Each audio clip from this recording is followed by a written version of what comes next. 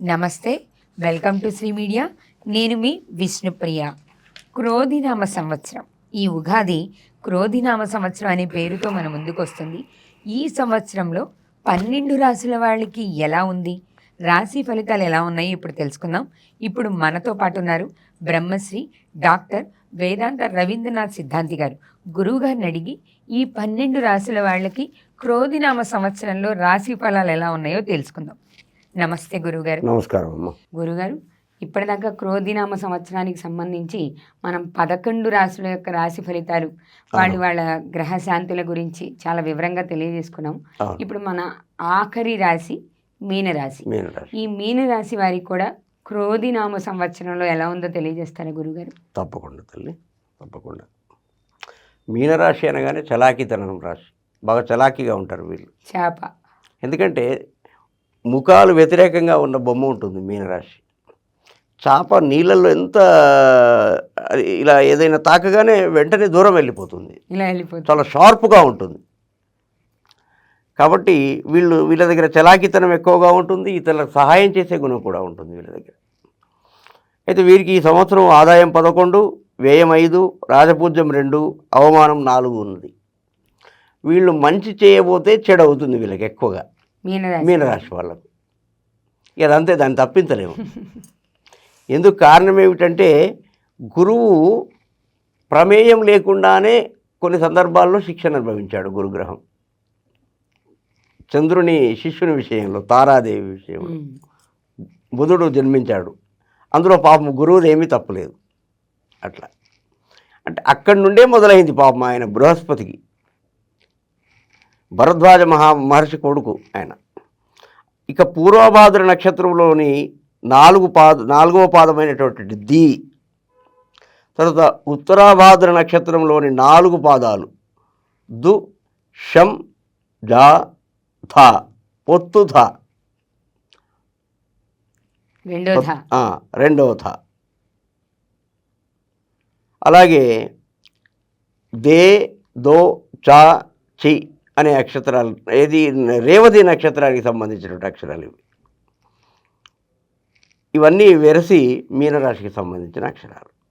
ఇక మనకు ఇంగ్లీష్లో first letters DH, SH, CH, తర్వాత డి, ఈ అక్షరాలు ఫస్ట్ లెటర్స్ ఉన్న వారికి కూడా మీనరాశి వర్తిస్తుంది. గ్రహగతులను పరిశీలించగా ఈ సంవత్సరం అంతయు సామాన్యంగా ఉంది. స్థిరమైన ఆలోచన లేక కొంత అనిశ్చితి కలిగి ఉంటారు. అంటే ఒక స్థిరమైన నిర్ణయాలు తీసుకోలేకపోతారు. నిలకడ లేనితనము ఎక్కువగా ఉంటుంది. కుటుంబ ఆర్థిక విషయాలు చికాకులు కలిగిస్తాయి. కానీ నిదానంగా శుభంగా కొన్ని కార్యక్రమాలు పూర్తి చేసుకుంటారు. ఇంట్లో శుభకార్యాలు జరిగే అవకాశం మెండుగా ఉన్నాయి. సోదరవర్గం ద్వారా ఆదాయ మార్గాలు కొంత ఏర్పడే అవకాశం ఉన్నాయి. బంధువుల నుండి వ్యతిరేకత వ్యక్తమయ్యే అవకాశం ఉంది. పుత్రికా సంతానం ద్వారా సంఘంలో గౌరవం తగ్గే అవకాశం ఉంది. కనుక ఎవరైనా పుత్రులు అంటే తమ బిడ్డలు ఎవరైనా కొంత యవ్వన సమయంలో ఉన్నట్లయితే కొంచెం వాళ్లకు కౌన్సిలింగ్ లాగా మాట్లాడడం కానీ చేయండి, ఊరుకోకండి. సంఘంలో గౌరవం తగ్గకుండా చూసుకోండి. శత్రువులు, కోర్టులు ఇలాంటి వ్యవహారాల్లో అనుకూలత సాధించడం కోసం చాలా కష్టపడాల్సి వస్తుంది. కనుక కొంత ఓపిక పట్టడం మంచిది. తర్వాత జీవిత భాగస్వామికి ఆరోగ్యం కొంచెం అంటే ఇద్దరికి, మీనరాశి వాళ్లకు భర్తకు కానీ భార్యకు కానీ ఎవరికైనా ఒకరికి కొంచెం ఆరోగ్యం నలత చెందే అవకాశం ఉంది. కాబట్టి కాస్త జాగ్రత్త తీసుకోవాల్సింది. ఏదైనా డాక్టర్ని సంప్రదించాల్సిందిగా సూచన. అలాగే యాత్రలను విశేషంగా చేసి, కొన్ని పుణ్యకార్యాలను విశేషంగా చేసి ధనంను ఖర్చు చేసే అవకాశం కూడా ఉంది. తర్వాత ఆకస్మిక ఆదాయం చేకూరే అవకాశం ఉంది. గతంలో నిలిచిన ఆస్తి వ్యవహారాలు సంవత్సరాంతం పూర్తి చేస్తారు. చేయి వృత్తి, ఉద్యోగం అభివృద్ధి ఉంటుంది.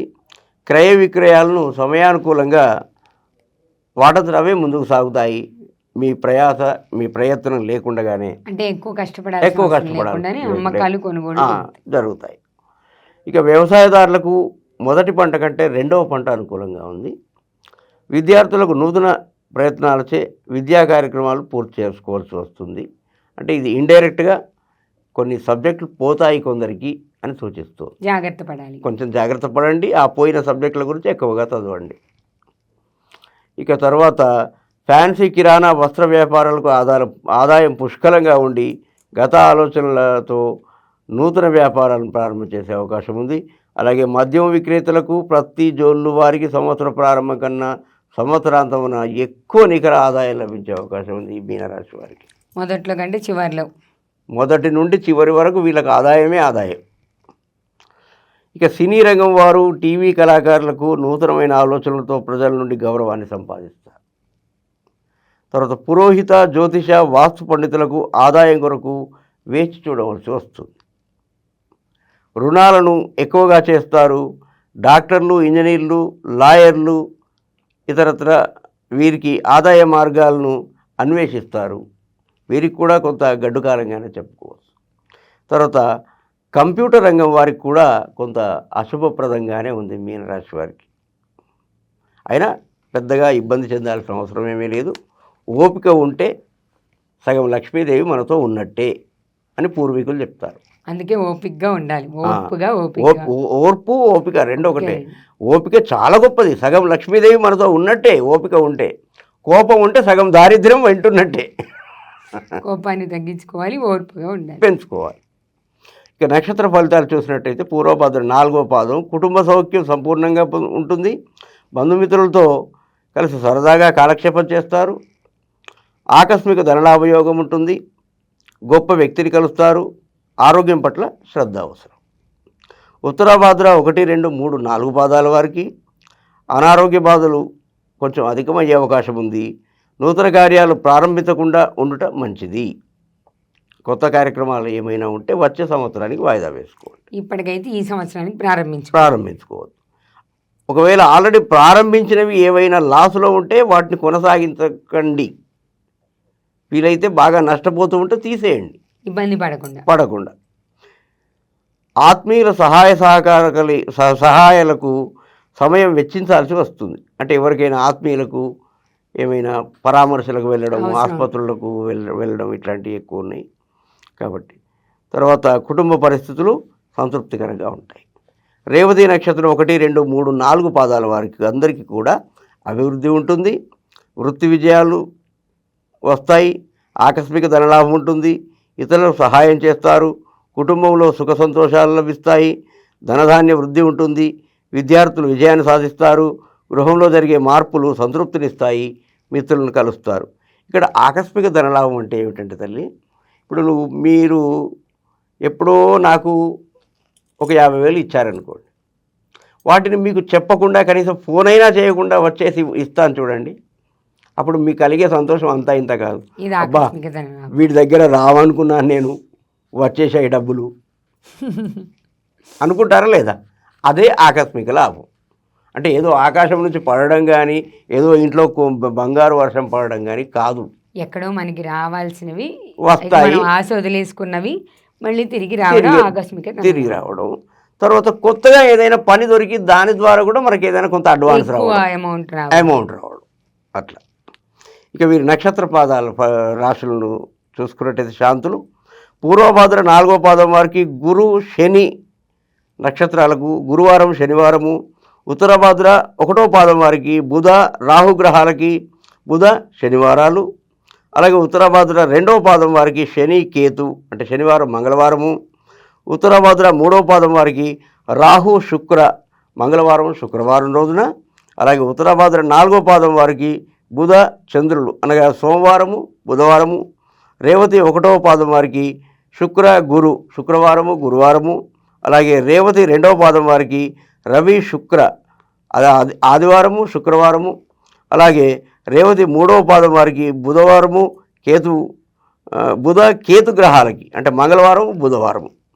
అలాగే రేవతి 4వ పాదానికి శుక్రవారము, శనివారము గ్రహాలకు జపాలు, దానాలు చేయించినట్లయితే లేదా ఆ రోజు మొదలు పెట్టించినట్లయితే ఈ యొక్క ఏమైనా ఈతి బాధలు ఉంటే తొలగి గ్రహాలు సక్రమంగా ఉండి మంచి జీవితం ఉండే అవకాశం ఉంది. వచ్చే పెద్ద బాధలు కొంచెం చిన్నగా పోయే అవకాశం ఎక్కువగా ఉంది తల్లి. మీనరాశి వారికి ఉమ్. చూశారు కదా, మీనరాశి వారికి కూడా క్రోధినామ సంవత్సరంలో ఫలితాలు ఎలా ఉన్నాయో గురువుగారు తెలియజేశారు. ఆ చిన్న చిన్న పరిహారాలు చేసుకుంటే ఆ పెద్ద పెద్ద ఉపద్రవాలు తగ్గి అవి చిన్న వాటితో పోయి సంవత్సరం అంతా కూడా సంతోషంగాను మనశ్శాంతిగాను ఉండే అవకాశం ఉంది. 12 రాశుల యొక్క రాశి ఫలితాలు కూడా మనకి గురువుగారు తెలియజేశారు. మీ జన్మ నక్షత్రాన్ని బట్టి కానీ లేకపోతే మీ జన్మ సమయాన్ని బట్టి కానీ మీరు జాతకం చూపించుకోవాలి అనుకుంటే గురువుగారి నెంబర్కి కాల్ చేయొచ్చు. లేదా మీ దగ్గరలో ఉన్న వాళ్ళకైనా చూపించుకొని ఆ గ్రహశాంతులు జరిపించుకుంటే పెద్ద పెద్ద ఉపద్రవాలు లేకుండా చిన్న సమస్యలతో బయటపడే అవకాశం ఉంది అని తెలియజేయడం జరిగింది. ధన్యవాదాలు గురువుగారు. 12 రాశుల యొక్క రాశి ఫలితాన్ని చాలా బాగా వివరించారు. క్రోధినామ సంవత్సర శుభాకాంక్షలు మీకు మరొకసారి. మన ప్రేక్షకులందరికీ కూడా ఉగాది క్రోధినామ సంవత్సర శుభాకాంక్షలు తెలియజేస్తూ మరో వీడియోతో మళ్ళీ కలుద్దాం. నమస్తే.